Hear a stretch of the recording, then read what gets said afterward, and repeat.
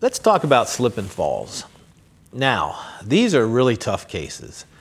Basically, in order to have a slip and fall case, you've got to show that the owner of the property or the person responsible for maintaining the property knew or should have known that a hazard existed on their premises.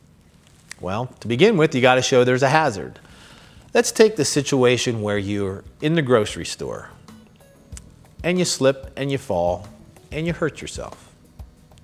The first question is, what did you slip and fall on?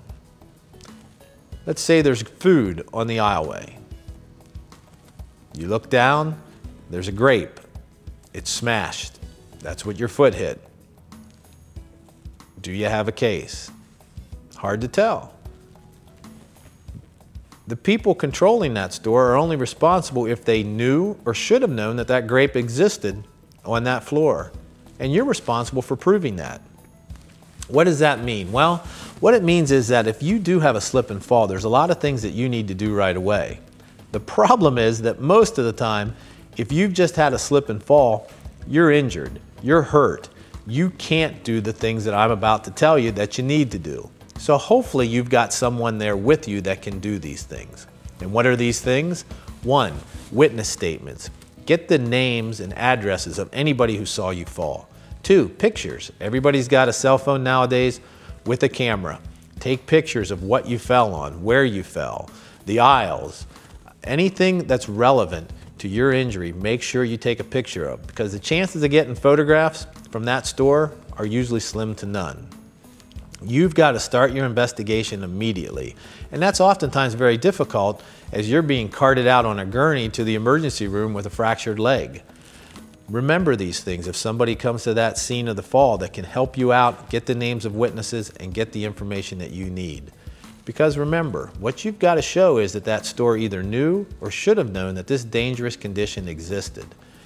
If you can't prove that, there's not much we can do. Let's talk about certain specific falls. We get a lot of calls in the winter, somebody slipped and fell on ice and snow. The bad reality in the state of Ohio is that if you've fallen on ice and snow and it's a natural accumulation, you have no case. Now, that doesn't mean that just because you fell on ice and snow you have no case. It has to be a natural accumulation. What I would advise, if you have a fall, if you are injured, call us. We'll be happy to talk to you. We'll be happy to discuss it. If you've got a case, we'd be happy to represent you. If you don't have a case, we'll tell you. We'll explain to you that we just don't think it's a case that we can pursue. The bottom line is, for slip and fall cases, make sure that you get as much information as possible from the scene of that fall. Photographs, witness names, fill out a report, notify the people that own the premises. You're going to have to start from the immediate moment that you have fallen, taking care of this situation, or you're not going to have a claim. And as I said, the harsh reality is you may not be in a situation to do that because you're injured and being taken to the emergency room. If you have a slip and fall, give us a call.